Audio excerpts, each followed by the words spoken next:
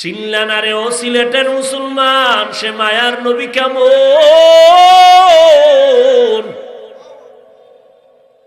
যদি নবীরে চিনতি, যেই নবীর জন্য গর্তের পিপিলিকা আসে, যেই রহমতের জন্য নবীর জন্য জঙ্গলের প্রাণীরা চোখের পানি ছেড়ে কাঁদে, ওই নবীকে যদি চিন্তা, গলায় ছুরি লাগাইতা, দাড়ির মধ্যে অস্ত্র লাগাইতা না রে যুবক বাবারা। হেদায়াতের মালিক আমার আল্লাহ। কেমন এক নবী আমার আল্লাহর মায়ার নবী জানোনি? মুসা নবী ও নবী, ঈসা নবী আল্লাহর বন্ধু, ইব্রাহিম আল্লাহর বন্ধু, ঈসা আল্লাহর বন্ধু, মুসা আল্লাহর বন্ধু, দাউদ আল্লাহর বন্ধু, ইউসুফ নবী আল্লাহর প্রিয় বন্ধু, মুহাম্মদ আল্লাহর বন্ধু। তবে ব্যবধান, সব নবী রাসূল আমার আল্লাহ তাআলার আশিক, আর আমার আল্লাহ হলেন মুহাম্মদের আশিক। তো কেমন নবী যে আল্লাহ নবীর আশিক? যেই নবীর চেহারা দেখলে হাজারো বেঈমান কালেমার জন্য তৈয়ার, সেই নবীকে এক নজর না, একদিন না, এক বছর না, টানা 13 বছর দেখলো, বয়ান শুনলো, কিন্তু কত বড় নিকৃষ্ট বেঈমান! 13টা বছর দেখে বয়ান শুনিও একবারও কালেমা পড়ে নাই। জানেননি এই তাজা বেঈমানের নাম কি?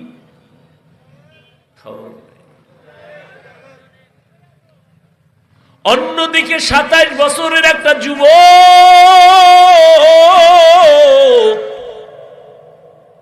তরবারি নিয়ে দৌড়ায়, নবীকে জবাই করবে। কয় বছরের? 27 বছরের যুবক রহমতের নবীকে জবাই করার জন্য দৌড়ায়। রহমতের নবীকে এক নজর দেখা তরবারি ফালায় বলে, নবী মাফ করে দেন, আর আমাকে কালেমা পড়ায় মুসলমান বানায় দেন। ইমামুল আউয়ালিন আল আখিরিন, বহরে সাদকা রাহমাতান লিল আলামিন, সাইয়্যিদুল কাউনাইন খাতমুল মুরসালিন, আখিরামত বুদে ফখরুল আউয়ালিন। এর নাম কপাল। যেই নবীরে একবার দেখার জন্য গর্তের সাপ পাগল, জঙ্গলের প্রাণী পাগল, সে নবীকে 13 বছর দেখিয়া বয়ান শুনেও কালেমা পড়ে না। কত বড় নিকৃষ্ট বেঈমান! আর 27 বছরের যুবক নবীজিকে তরবারি নিয়ে মারার জন্য এসে কালেমা পড়ে। এর নাম কপাল, এর নাম কপাল। এ যুবক, বহু যুবক আসতে চেয়েছিল আজকের ওয়াজে, কপাল নাই, আসতে পারেনি। আর এক দল কপাল পরা এসেছে ঠিক, কিন্তু বেহেশতের প্যান্ডেলে ঢুকতে পারেনি। কপাল কপাল, মনে রাখিস কথাগুলো, তামাশা মনে করিস না। প্যান্ডেলে ঢুকতে পারে না, বাসা থেকে বলে আসছে হাফিজুর রহমান সহ অনেক আলেম আসবে, ওই মাধবপুরে বয়ানে যাই, কিন্তু কপাল বড় খারাপ, এই বেহেশতের প্যান্ডেলে বসতে পারে নাই। এরা কোথায়? মহিলা প্যান্ডেল তাওয়াফ করে, আর মার্কেটে ঘুরে, আর তাজা তাজা কবিরা গুনাহ করে, আড্ডা করে। কপাল কপাল। আর একদল এই প্যান্ডেলে ঢুকছে, কিন্তু তাদের জন্য বড় দুঃখ, বেহেশতের প্যান্ডেলে ঢুকিয়াও তাদের কপাল এখনো ভালো না। গজবের মোবাইল সামনে নিয়া তার কলবের দরজাগুলো বন্ধ করে রাখছে। এই যুবক, হাসিস না, আমি হাসির কথা বলি নাই, লজ্জা থাকলে কান্না করার কথা। আমি তামাশা করতে আসি না রে বাবা, আমি তোর পায়ে ধরার জন্য আসছি, জানো? তুই বল, এই হাফিজ ভাই, নিচে নেমে পাও ধর, যদি পায়ে হাত দিয়ে ধরো আর নামাজ ছাড়বো না, বল আমি এখন নিচে নেমে আসবো তোর পায়ে ধরার জন্য। তামাশা করতে আসি নাই, আমি একটা কথাও হাসির জন্য বলি না রে বাবা, তোমার কল্যাণের জন্য বলি। তুমি তামাশা কইরা চলে যাবা, তোমার দিন চলবে, রাত চলবে, আমারও এভাবে চলতে থাকবে। তবে কপাল বড় খারাপ, তোমার বড় খারাপ। 24টা ঘন্টাই তো মোবাইল নিয়ে মরো, সারা রাত দরওয়াজা জানালা বন্ধ করে মোবাইল মোবাইল গুনা গুনা কবিরা গুনা দেখতে দেখতে চেহারাটা নষ্ট করে ফেলেছ। চেহারার মধ্যে কোনো নূর নাই, কোনো উজ্জ্বলতা নাই, দেখলে কোনো মায়া লাগে না। সারা রাত কবিরা গুনাহ করে চেহারাটা নষ্ট করে ফেলনা রে বাবা। যাদের দিলের চক্ষু খোলা আছে তারা তোমার কপালের দিকে তাকাইলেই বুঝতে পারবে তুমি রাতের বেলা কি করো। যে কলবের চোখ আছে, আল্লাহ হেদায়েত দান করো। তুমি মনে করতেছো আমি তামাশা করতেছি না, বেটা তোর জীবনটা ধ্বংস হয়ে যাইতেছে আর তুই মনে কর আমি তামাশা করি। মোবাইল নিয়ে তোর চোখের পাওয়ার যাইতেছে, কিডনি ড্যামেজ হচ্ছে, হার্ট দুর্বল হচ্ছে, মেধা শেষ, যৌবন শেষ, জীবন শেষ, লেখাপড়া শেষ, মা বাবার বরদোয়া, শিক্ষকের বরদোয়া, আলেমের বরদোয়া, শুধুই মোবাইল মোবাইল মোবাইল মোবাইল করে তোর জীবন শেষ হইতেছে, তুই তামাশা মনে করতেছ। তুমি মনে করতেছ আমি তামাশা করি।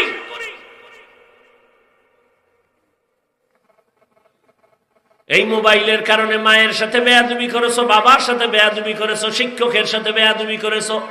এই মোবাইলকে ঠিক রাখতে গিয়া মায়ের টাকা চুরি করেছো, বাবার টাকা চুরি করেছো, বন্ধুর টাকা চুরি করেছো, আরো কত কিছু করেছো। এই মোবাইল তোর কিডনি দুর্বল, হার্ট দুর্বল, চেহারা নষ্ট, চোখের পাওয়ার নাই, যৌবন নাই, জীবন নাই, লেখাপড়া নাই, চরিত্র নাই। তুই এখন যদি আল্লাহ না করুন মরে যাও, তোর মা যদিও কান্না করবে তবে মনে মনে খুশি হবে, একটা বেয়াদব চরিত্রহীন বিপদ কাইটা গেল। কারণ ওর চরিত্রের কারণে আমি মা বহু জায়গায় লজ্জা পাইছি। তাহলে 30 বছরে কামাই করলি বড়দোয়া।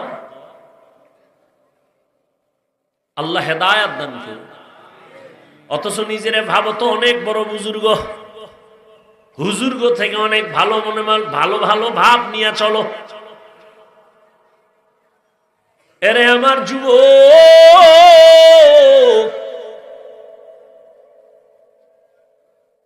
এই ময়দানটা বড় দামি। কেমন দামি যে রহমতের নবী বলেন এখানে বসার সাথে সাথে সবার গুনাহ মাফ হয়ে গেছে।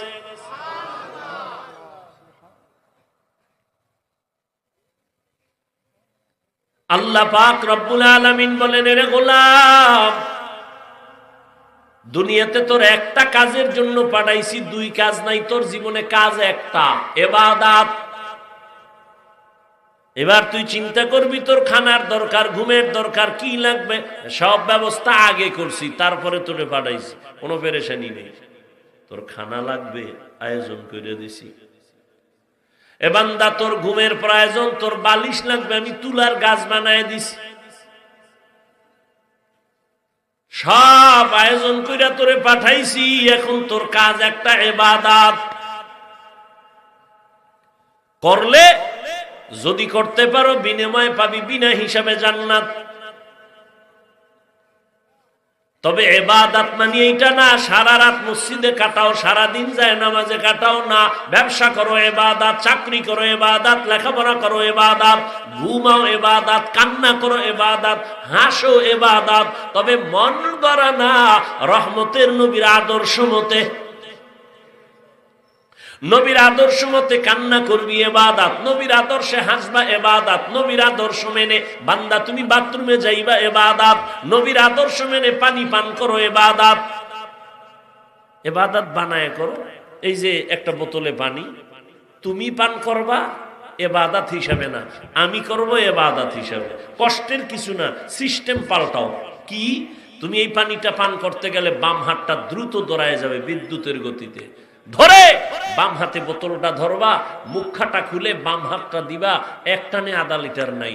আমিও পানি এভাবেই পান করব, তবে বাম হাত যাবে না, ডান হাত যাবে। এক টানে পান করব না, 3টে স্টেপ আমি পান করব। ইবাদত হয়ে গেল। পিপাসাও মিটল। তোর পিপাসা মিটলো কিনা জানি না, ভয়, কারণ বুকে গিয়া পানি আটকায় গেছে। ধর কওয়ারও টাইম নেই। জুতা পরো, তুমি ইবাদত বানায় পরো নবীর আদর্শে। তুমিও জুতা পরো, আমিও জুতা পরবো, ইবাদত বানায় পরো। কিসের কষ্ট? ডান জুতায় ডান পা আগে ঢুকাও, এরপরে বাম জুতায় বাম পা ঢুকাও, এরপরে দোনো পায়ে যখন জুতা ঢুকছে, যখন তুমি কদম দিবা, নবীর আদর্শ হলো ডান পা দিয়া কদম আগে দাও। ইবাদত হয়ে গেল। কষ্টের কিছু আছে? বাথরুমে তুমিও যাও, আমিও যাই, রহমতের নবীর আদর্শ মেনে যাও, ইবাদত হয়ে যাবে। বাম পা দিয়ে ঢুকো, খালি পায়ে যাও না, খালি মাথায় ঢুকো না। ঢুকার আগে দোয়া পড়িয়া ঢুকো। কিছুই পারো না তো বিসমিল্লাহ বলে ঢুকো। গিয়া তুমি বাথরুমে বসবা, বাম পায়ের উপরে ভর করে বসবা, নবীর আদর্শ সুন্নত। হাঁটুর উপরে কাপড় উঠাইবা না, সুন্নত। খালি মাথায় ঢুকবা না, খালি পায়ে বাথরুমে যাইবা না। বাথরুম হলো জিন শয়তানের আড্ডাখানা। আবার তুমি ডান পা দিয়া বের হও, বের হইয়া বলো আলহামদুলিল্লাহ। বাথরুম হইল, ইবাদত হইল। সিস্টেম পাল্টায় দিলে কষ্টের কোনো কাজ নাই। খানা তো তুমিও খাও, যুবক বাবা, আমিও খাই। ইবাদত বানায় খাও, দস্তারখান বিছাইয়া খানা খাও, দোনো হাতের কবজা ধুইয়া খাও। প্লেটে খানা নিয়ে ডান দিক দিয়া শুরু করো, বিসমিল্লাহ বলে শুরু করো। খানার তোমার মুখের জুটা কিন্তু আল্লাহ পাক বানায় দিছে। তুমি খাইয়া লইয়া যে জুটা ফালাও, এটা খবরদার, খবরদার, খবরদার। শুধু খবরদার না, যদি তোমার কপাল ভালো থাকে, ওয়াদা করো, ওয়াদা করো, হুশ থাকতে, চোখ খোলা থাকতে কোনোদিন খাদ্যের জুটা পানির মধ্যে ফেলবা না। ওয়াদা করো। কারণ তোমার জুটা এত পাক, এই জুটাটা ফালায় দেওয়ার পরে 3 শ্রেণীর প্রাণী খাওয়ার জন্য অপেক্ষা করে। তোমার জুটা আল্লাহ পাক বানাইছে, তোমার কত দাম, আর তুমি সেই খাওয়ানডারে না পাক বানায় ফেলছো। তোমার গাঞ্জা না খাইলে ভাল লাগে না, বিড়ি না টানলে তোমার শরীর গরম হয় না।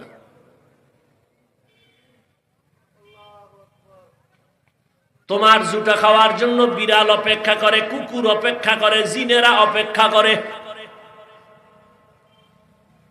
আজকে কোনো ওয়াজ মানো আর না মানো, আজকে এই ওয়াদাটা করে যাও, জীবনে কোনোদিন জুটা কাটা এটি পানিতে ফেলবা না। ঘরের পিছনে শুকনা কোনো জায়গায় ফেলে দিবা, কুকুর খাবে, বিড়াল খাবে, জিনেরা খাবে। যদি পানিতে ফেলো, 3 শ্রেণীর বরদোয়া পাবা। তুমি বলবা বিড়ালে বরদোয়া দিলে আর কি আয় যায়। শোন রাসূলের কথা, রহমতের নবী বলেন, একজন বান্দি আল্লাহর আবেদা, সালেহা, জাকেরা, শাকেরা, এমন একজন ইবাদত করনেওয়ালা বান্দি, জীবন ভর ইবাদত করেছে, হঠাৎ একদিন তার ঘরে বিড়াল ঢুকলো। বিড়াল চিনেন তো? বিড়াল ঘুমাইতেছেন না? বিড়াল ঢুকছে, খাঁচায় আটকায় ফেলাইছে। নিজেও খানা দেয় না, অন্যের ঘরে গিয়ে খাবে সেই সুযোগও দেয় নাই। বিড়ালটা খাঁচায় আটকায় পড়ে, না খাইয়া ধুকে ধুকে বিড়াল মরে গেল। রহমতের নবী বলেন, ওই মহিলা যখনই অন্যায় করেছে, একটা গাইবী আওয়াজ কে যেন গাইবের থেকে বলে, এই নারী, বিড়ালের কষ্ট দেওয়ার কারণে তুই জীবনে যত নেক আমল করেছো, সব আমলগুলো বরবাদ। বিড়ালের সাথে জুলুম করলে যদি এই হয়, যারা মানুষের উপরে জুলুম করো, গরিবের দিয়া গাধার মতো কাজ করাও, ঠিক মতো বেতন দাও না। সরকারি চাকরি করো, কন্ট্রাক্ট হয়েছে 8 ঘন্টা ডিউটি, 20,000 টাকা বেতন। এই সিলেটের চালাক মুসলমান, সরকারি বেসরকারি চাকরি করো, ডিউটি 8 ঘন্টা, কন্ট্রাক্ট হয়েছে 20,000 টাকা বেতন। তুমি যদি 1 ঘন্টা ডিউটি না কইরা পুরা বেতন নাও, 1 ঘন্টা ডিউটি না করার বেতন নেওয়া হারাম। এত সোজা আল্লাহ বাবা।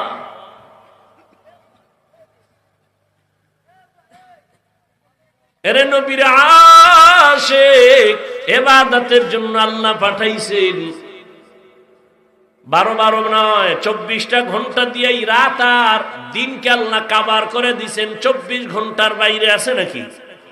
24 ঘন্টা দিয়ে দিন আর রাত। কখনো দিন বড় হবে, রাত ছোট হবে, কখনো রাত বড়, দিন ছোট। আল্লাহ কয়, দেখ আমি কত দয়া করছি। পুরা 24টা ঘন্টার মধ্যে 22 ঘন্টার সময় তুমি তোমার ব্যক্তি কাজে লাগাও, যাও। এই সিলেটের মানুষ,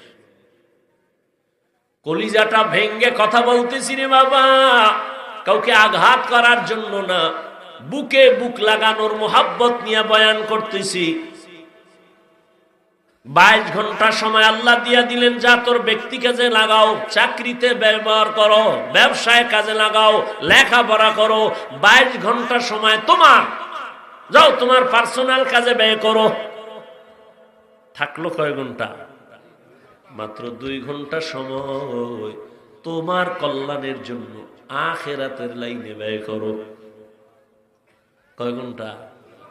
দেখছেন নি আল্লাহ কত দয়াময়। কয় যে 2 ঘন্টা কিন্তু একসাথে দেই না। যদি বলতাম 2 ঘন্টা একসাথে দাঁড়ায় নামাজ পড়বি, কষ্ট হইতো না? যদি বলতাম 2 ঘন্টা সময় এক নাগারে কোরআন তেলাওয়াত করবি, কষ্ট হবে। আমি এভাবে দেই নাই, আমি আরো দয়া করেছি। 2 ঘন্টা ভাগ করছি। ফজরের 4 রাকাত নামাজে 20 মিনিট দিয়ে তুই দোকানে যা। দোকানদারি অফিস করে আবার জোহরের সময় 10 রাকাত নামাজে আবার 20 মিনিট দিয়া খাইয়া লইয়া আবার অফিসে যা। আবার একটা গ্যাপের পরে আসরের 4 রাকাত নামাজে 20 মিনিট দিয়ে আবার দোকানে যাও। আবার মাগরিবের 5 রাকাত নামাজে 20 মিনিট দিয়ে তুমি আবার দোকানে যাও। আবার এশার নামাজের 9 রাকাতে 20 মিনিট সময় দিয়া বাসায় যা। যাইয়া স্ত্রীর হক আদায় কর, সন্তানের হক আদায় করে ঘুমা। স্ত্রীর হক আদায়ের চিন্তা নাই, সন্তানেরও চিন্তা নাই, সারা রাত মোবাইলের হক আদায় করে কবিরা গুনাহ করে। আবার ফজরের সময় উঠা 5 বেলার নামাজের জন্য 20 minute 20 minute 20 minute 20 minute 20 minute এমন ভাবে দিছেন যাতে তোর ব্যবসার ক্ষতি না হয়, চাকরির ক্ষতি না হয়, লেখাপড়ার ক্ষতি না হয়। এত সুযোগ দেওয়ার পরেও যারা নামাজ পড়বি না, তোর চামড়া রাখবো আমি। কুত্তার থেকে তোরে বেশি শাস্তি দেব, তোরে এমনি ছেড়ে দিব। তোর ব্যবসার ক্ষতি করলাম না, তোর চাকরির ক্ষতি করলাম না, তোর লেখাপড়ার ক্ষতি করলাম না, মাত্র 20 মিনিট কইরা সময় ভাগ করে দিলাম যাতে তোর ক্ষতি না হয়, ঘুমের ক্ষতি না হয়, ব্যবসার ক্ষতি না। এরপরেও যারা নামাজ পড়বি না, আমি আল্লাহ তোরে এমনি ছেড়ে দিব না, তুই রেডি থাক। আমার দেয়া পানি, আমার দেয়া বাতাস, আমার দেয়া সূর্যের আলো, চাঁদের আলো, জমিনের ফসল, গাছের ফল, নদীর মাছ খাইলি সব আমার। আমি আর হিসাব নিব না। যদি 20 মিনিট 20 মিনিট করে হাজিরাটা ঠিক মতো দাও। ওরে শয়তানের ধোকায় পড়িয়া যারা এতদিন পারো নাই, আমি আল্লাহ ফজরে ডাকলাম, মুয়াজ্জিনের দিয়া সালাতু খায়রুম মিনান নাওম, তোরে ফজরের হাজিরায় পাই নাই। আমি আল্লাহ রাগ করি নাই, যদি রাগ করতাম তোরে ঘুমের থেকে আর জাগাইতে দিতাম না। আমি আল্লাহ মুয়াজ্জিনের দিয়ে আবার জোহরের সময় ডাক দিছি, এই ডাক, হাইয়া আলা সালাহ। এই নিমো খারাপ, তোরে জোহরের হাজিরায় পাই নাই। আমি আল্লাহ এখনো রাগ করি নাই। আমি আল্লাহ আসরের সময় আবার হাজিরায় ডাকলাম, আয় আয় তাড়াতাড়ি। আসরেও পাই নাই, মাগরিবে ডাকলাম পাই নাই, এশার নামাজেও ডাকা হলো পাওয়া যায় নাই। আল্লাহ কত দয়া। আল্লাহ কয় তোরে 5 বারেও যখন পাইলাম না, এইবার আমি আল্লাহ নিজেই তৈরি হয়ে গেলাম। যখন আসমান ঠান্ডা, জমিন ঠান্ডা, মাছ ঘুমায়, গাছ ঘুমায়, পশু ঘুমায়, পাখিরা ঘুমায়, মানুষ ঘুমায়, ওই ঠিক নীরব গভীর রাতের বেলা আমি আল্লাহ নিজে রেডি হইছি তোকে ডাকার জন্য আসবো। অতিও গভীর হয় রজনী যখন, নীরবে প্রভুর নাম জপিও তখন। প্রভুর করুণা যদি পাইবারে চাও, গভীর রাতে উঠে প্রভুর গুণগান গাও। তোরে 5 বার মুয়াজ্জিনের দিয়ে ডাকছি, আও নাই, আমি আল্লাহ এবার নিজে রেডি আসতেছি তোরে ডাকতে। আর কত দয়া করবো বল। আমি আল্লাহ এক রাত না, প্রতি রাত গভীরে যখন সব নীরব, তখন আমি ডাকি, ওঠ আলা মিন মুস্তাগফিরিন ফাগফির আলাহ। কত গুনাহ করছো, কত নামাজ ছাড়ছো, কতবার দাড়ি কাটছো, কতবার বেপরদায় চলছো, কতবার পার্কে গেছো, কতবার চরিত্র নষ্ট করছো।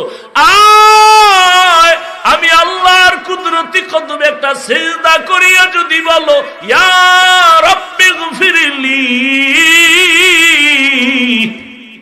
আমি আল্লাহ তোর জীবনের গুনাহ একটা সিজদায় ক্ষমা করে দিব। এইটা কেউ যদি তুই না যাও, তোরে আমি এমনি ছাড়বো, তোর জন্যই জাহান্নাম। রেডি থাক, তোর জন্য আমি জাহান্নাম বানায় রাখলাম। কেমন জাহান্নাম জানোনি? ইয়া আইয়ুহাল্লাযীনা আমানু কু আনফুসাকুম ওয়া আহলিকুম নারা আকুদুহান নাস ওয়াল হিজারা আলাইহা মালাইকাতুন গিলাযুন শিদাদুন লা ইয়াসুনাল্লাহা মা আমারাহুম ওয়া ইয়াফআলুনা মা ইউমারুন।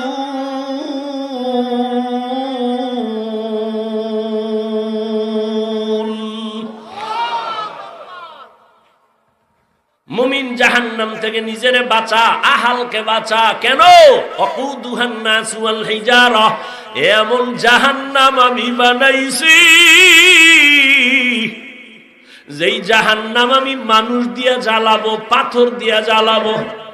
কারণ দুনিয়ার আগুন পাতলা, নরম, এজন্য আগুনটা জ্বালাইতে নরম জিনিস লাগে, কেরোসিন লাগে, খেরকুটা লাগে। আর জাহান্নামের আগুন এত কঠিন, এগুলো জ্বালাবার জন্য আমি আল্লাহ মানুষ আর পাথর ব্যবহার করব। জাহান্নামের আগুন জ্বালাতেই মানুষ দিব। ওয়াকুদুহান নাস ওয়াল হিজারা, দুনিয়ার আগুন থেকে 70 গুণ তাপ বেশি জাহান্নামের আগুন। আল্লাহ পাক বলেন, আমি আল্লাহ তোদের এত দয়া করার পরেও যারা নামাজ পড়বি না, নামাজ পড়বি না, রোজা রাখবি না, পর্দা করবি না, এরে বান্দা যদি এই অবস্থায় কবরের দিকে যাও, আমি আল্লাহ পাক ফেরেশতা লাগায় দিছি তোর পিছনে, বাঁচার উপায় নাই। কিয়ামতের ময়দানেও তোর কঠিন বিচার হবে। নেক আমলওয়ালারা ডান হাতে আমল নামা নিয়ে বিনা হিসাবে জান্নাতে দৌড়াবে, আর যারা বেনামাজি তোদের জন্য কঠিন অবস্থা হবে। একদিকে জাহান্নামের চিৎকার, জাহান্নাম বলবে, আল্লাহ বেনামাজি গুলো কই, তাড়াতাড়ি দাও, আমার পেটে বড় ক্ষুধা, গুনাহগার গুলো দাও। ওদিকে সূর্যের গরম, অন্যদিকে আমার নবী বলেন, আল্লাহ রাগান্বিত হয় বলবেন, লিমানিল মুলকুল ইয়াউম, আল্লাহ পাক বলবে আজকের দিনের রাজত্ব কার? আওয়াজটা দেওয়া মাত্র হাসরের ময়দানটা থরথর করে কেঁপে উঠবে। গুনাহগার গুলো পাগলের মতো চিল্লাইব, নবী বলেন, ও আয়েশা, নবীরা পর্যন্ত যাদের গুনাহ নাই তারাও কান্নায় বেকারার হয়ে যাবে, উম্মতেরাও পাগলের মতো ঘুরবে, নবীদের কাছে যাবে সুপারিশ করার জন্য, সুপারিশ পাওয়ার জন্য। মুসা নবী বলবে পারবো না, ঈসা নবী বলবে পারবো না, আদম নবীর থেকেও ফিরে আসবে, ইব্রাহিম নবীর থেকেও ফিরে আসবে। সর্বশেষ উম্মতগুলো রহমতের নবীকে তালাশ করবে সুপারিশের জন্য। নবী কই আছে হাসরের মাঠে? আম্মাজান জিজ্ঞাসা করলেন, নবী কোথায় থাকবেন? নবী বলেন, ও আয়েশা, আমি আল্লাহর কুদরতের সামনে মাকামে মাহমুদে সেজদায় পড়ে কান্না করব। মুসা নবী কাঁদবেন নিজের জন্য, ঈসা নবী কান্না করবেন নিজের জন্য, ইব্রাহিম নবী কাঁদবেন নিজের জন্য, আর আমি মুহাম্মদ যতবার কান্না করব একবারও বলবো না আল্লাহ আমার আমার আমার আমার নিজের জন্য কিছুই বলবো না, আমি বারবার বলবো আল্লাহ আমার উম্মতের বাঁচাও, আমার উম্মত যেন জাহান্নামে না যায়। আল্লাহ নবীর কান্না দেখে বলবেন, নবী কাঁদবেন না, আপনি ধরে ধরে আপনার উম্মত গুলো জান্নাতের দিকে নিয়ে যান। আম্মা জান আয়েশা কয়, তখন কি করবে? আমি ধৈর্য ধৈর্য আমার উম্মত গুলো বাইসা জান্নাতের দিকে নিয়ে হাউজে কাউসারের সামনে দাঁড় করাবো। আম্মা জান আয়েশা বলেন, ইয়া রাসূলুল্লাহ, আপনি চিনবেন কি করে? কোটি কোটি কোটি মানুষ মুসা নবীর উম্মত, ঈসা নবীর উম্মত, এখানে অনেক উম্মত, আপনার উম্মত চিনবেন কি করে? রহমতের নবী বলেন, ও আয়েশা, যারা 5 বেলার নামাজ পড়েছে ওযু বানাইয়া, কিয়ামতের ময়দানে ওযুর জায়গাগুলো নূরের আলোতে চমকাইতে থাকবে। আমি দেখে দেখে হাউজে কাউসারের কিনারায় লাইনে দাঁড় করায়া আমি নবী নিজ হাতে পেয়ালা ভরে কাউসারের পানি দিব, উম্মত পান করবে আর জান্নাতের দিকে আগাইতে থাকবে। লাইনে অনেক উম্মত দাঁড়ানো, পানি পান করতেছে, আসতেছে করতেছে, হঠাৎ একটা পর্দা পড়ে যাবে। ও ফেরেশতা, আমার উম্মত কি শেষ? কয় না। তো পর্দা দিলা কেন? কয় পর্দার বাইরের উম্মত সব ভেজাল, এরা আপনার উম্মত দাবি করছে, নামাজ পড়ে নাই, পর্দা করে নাই, হালাল মতো চলে না, আপনার সুন্নাত জবাই করেছে।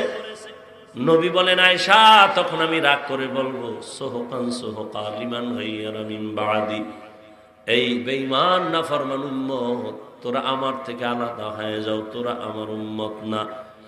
আল্লাহ পাক কুদরতের আওয়াজ দিবেন, ও ফেরেশতারা, এই বেনামাজি গুনাহগার গুলোরে জাহান্নামের হ্যান্ডকাপ লাগায় দাও।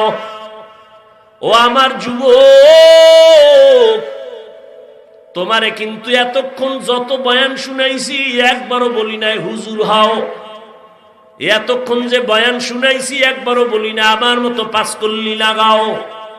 আমি যে এতক্ষণ চিল্লাইতেছি একবারও বলি না আমি কওমি মাদ্রাসার সন্তান, তুমিও কওমি মাদ্রাসায় যাও। আমি একবারও বলি নাই তাবলিগের আমি বন্ধু, তুমিও তাবলিগে যাও, না হয় জাহান্নামে যাইবা। আমিও পীরের মুরিদ, তুমিও পীরের কাছে যাও, না হয় জাহান্নামে যাইবা। একবারও বলি নাই। শেষ কথাটা মনে রাখিও, আমি তোমাকে ব্যবসা করো, তুমি ডাক্তার হও, ইঞ্জিনিয়ার হও, প্রফেসর হও, তুমি ব্যবসায়ী হও, চাকরিজীবী হও, তবে আমার জীবনের একটাই দাবি, তোমার কাছে বেয়াদব হইবা না। তোমার ব্যবহারে কোনোদিন যেন মা বাবা কষ্ট না পায়, কষ্ট পাওয়াই বরদোয়া। তোমার ব্যবহারে কোনোদিন যেন আচরণে শিক্ষক কষ্ট না পায়, কষ্ট পাওয়াটাই বরদোয়া। তোমার আচরণে কোনোদিন যেন উলামায়ে কেরাম কষ্ট না পায়। মা বাবার বরদোয়া কপালে লাগলে তুই শেষ, শিক্ষকের বরদোয়া লাগলে তোর লেখাপড়া শেষ, উলামায়ে কেরামের বরদোয়া লাগলে তোর চরিত্র শেষ।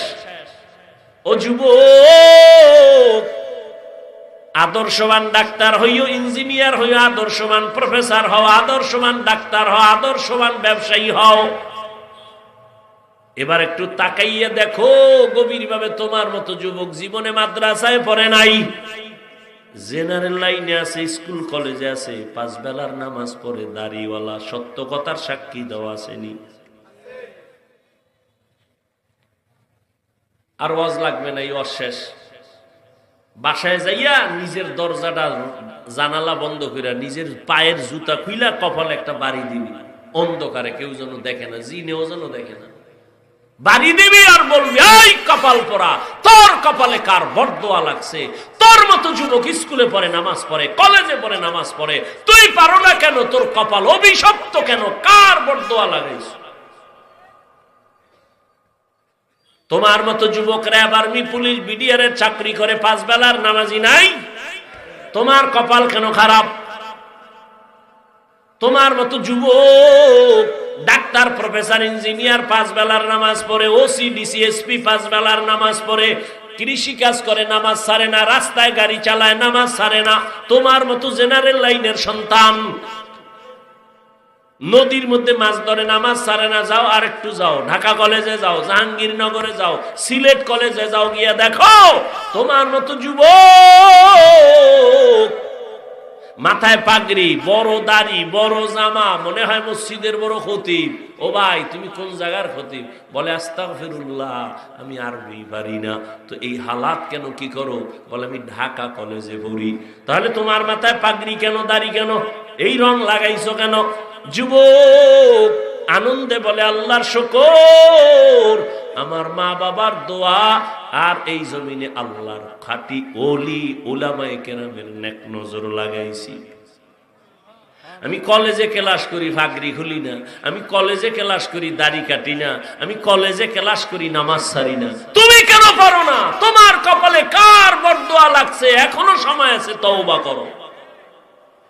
ও পর্দার আড়ালের আম্মা জানেরা, বোনেরা, আল্লাহ আপনাদের সন্তান দান করেছেন। সন্তানটাকে আদর্শ ডাক্তার বানাবেন, বাধা নাই। ইঞ্জিনিয়ার বানাবেন, বাধা নাই। তবে বেয়াদব বানাবেন না। আর সন্তানটাকে ভালো বানাবার ক্ষেত্রে আপনাকে আদর্শওয়ালা হতে হবে, কারণ গাছ ভালো হলেই ফল ভালো হবে।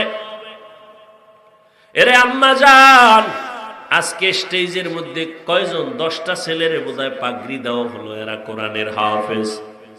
এরে আম্মা জান, এই হাফেজে কোরআনের মা বাবার মতো আজকে আনন্দ দেওয়ার কে আছে? আপনাদের কি মনে চায় না একটা ভালো সন্তানের মা বাবা হয়ে যাবেন? এই কারণেই তো আপনাদের অনেক দাম। মায়ের কারণে সন্তান ভালো হয়। আম্মা জান, আপনাদের এই জন্য এত দাম। আপনারা সাহাবায়ে কেরামের মায়ের মতো দামি, নবীদের মায়ের মতো দামি। আপনাদের এত মান। আপনারা ইসমাইল নবীর মা হাজেরা আলাইহিস সালামের মতো দামি নারী, ঈসা নবীর মা মারিয়াম আলাইহিস সালামের মতো দামি নারী। বেঈমান ফেরাউনের স্ত্রীর নাম কি?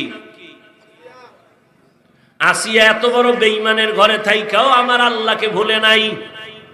রহমতের নবী বলেন, কিয়ামতের দিন আসিয়ার সাথে আমি মুহাম্মদের বিবাহ হবে। এরে আম্মা জান, এত বড় বেঈমান ফেরাউনের টাকা পয়সা সব লাথি মেরে ফালায়া দিয়ে আসিয়া আমার আল্লাহকে আপন করে নিলেন। আপনারা তো কেন পারবেন না?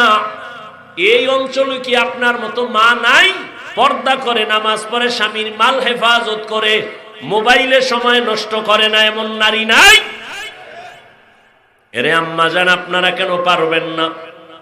এখনো সময় আছে, তওবা করেন। স্বামীর মাল হেফাজত করেন, স্বামীর জন্য দোয়া করেন, হারাম কামাই যেন ঘরে না আসে। সন্তানটাকে আদর্শওয়ালা বানায় দেন। 5 বেলার নামাজ পড়েন, পর্দা করেন, মোবাইলে সময় নষ্ট করবেন না। পেছনের গুনাহ থেকে তওবা করেন। বাবাজিরাও তওবা করেন। আপনার মতো কত বুড়ারা মসজিদে গিয়ে নামাজ পড়ে, আপনি কেন পারবেন না? যুবক বাবারাও তওবা করো। জীবনে শয়তানের ধোকায় কম নামাজ ছাড়ো নাই, কম দাড়ি কাটো নাই, বেপরদায় কম চলো নাই। এখন থেকে তওবা করো, মনে মনে আমার আল্লাহকে বলো। যদি ওমরের মতো কপাল নিয়ে বসো, আল্লাহকে গোপনে বলো, হে আল্লাহ, জীবনে কম নামাজ ছাড়ি না, আজকে থেকে তওবা করলাম, নামাজ ছাড়বো না, দাড়ি কাটবো না, বেপরদায় চলবো না, মা বাবার সাথে বেয়াদবি করবো না, শিক্ষকের দোয়া নিয়া, উলামায়ে কেরামের পরামর্শ নিয়া নবীজির তরিকা মতো চলবো। তওবা করার মতো যদি অন্তর তৈরি হয়, মুনাফিকি যদি না থাকে, খাঁটি তওবার যাদের নিয়ত আছে, দুটো হাত আমার আল্লাহকে দেখায় দাও। আয় আল্লাহ, হাতগুলো কবুল করে নেন, তওবা কবুল করে নেন। তওবার উপরে মজবুত হইয়া চলার তৌফিক দান করেন, আমিন।